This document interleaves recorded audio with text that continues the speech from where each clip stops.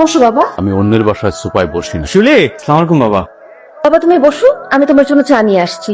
বাড়িতে কিছু আসবাবপত্র রাখা আছে, লেবারকে বলে ওগুলো একটু নামানোর ব্যবস্থা করো। আসবাবপত্র? ওরা অনেকক্ষণ যাবত ওয়েট করছে, তুমি একটু দ্রুত নামানোর ব্যবস্থা করো। সরি বাবা, আপনি ওনাদেরকে চলে যেতে বলুন। কি বলছো?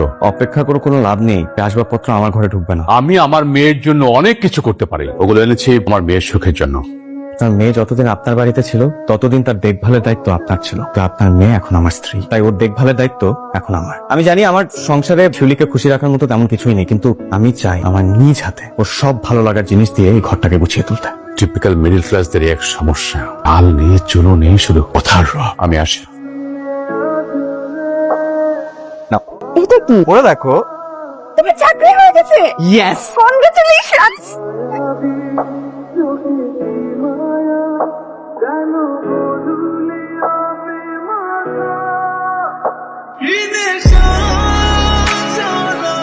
মা ফোন করেছে। ধরো কি বলো দেখো। আচ্ছা পরে জানাচ্ছি তোমাকে। কি বললো? আমি মা বাবার অ্যানিভার্সারি, তাই তোমাকে আমাকে যেতে বললো। ও,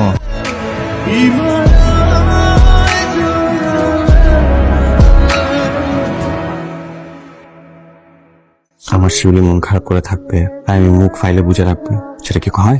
যাও রেডি হয় না। জামাইকে ওই আস্ত ইলিশটা দাও, বাড়িতে কি খায় না খায়। বাবা কিন্তু ঠিক কথা বলছে না, মাছটা ভাইকে তুলে দেন। 70,000 টাকা চাকরিতে ইলিশ মাছ কিনে খাওয়াটা কিন্তু অনেক কষ্টকর। এটা আর কেউ না বুঝলেও আমরা বুঝি, তাই না বাবা? আসলে বাবা জানেন, প্রপার মানি ম্যানেজমেন্টটা করতে পারলে না 17,000 টাকাতেও মাছ মাংস খাওয়া যায়। আমরা হয়তো এত বড় মাছ প্রতিদিন খাই না, তবে সপ্তাহে 2-4 দিন তো খাওয়াই হয়। ওই যে বাবা একটা কথা আছে না, বললো কথা সবার মাঝে, যার কথা তার প্রাণে বাজে।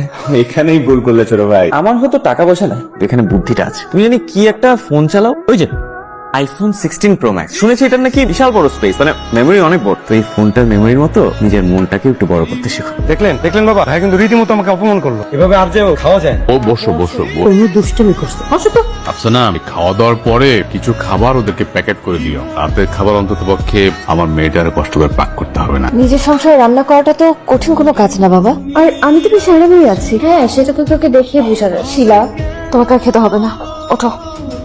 কি বলিস তুই?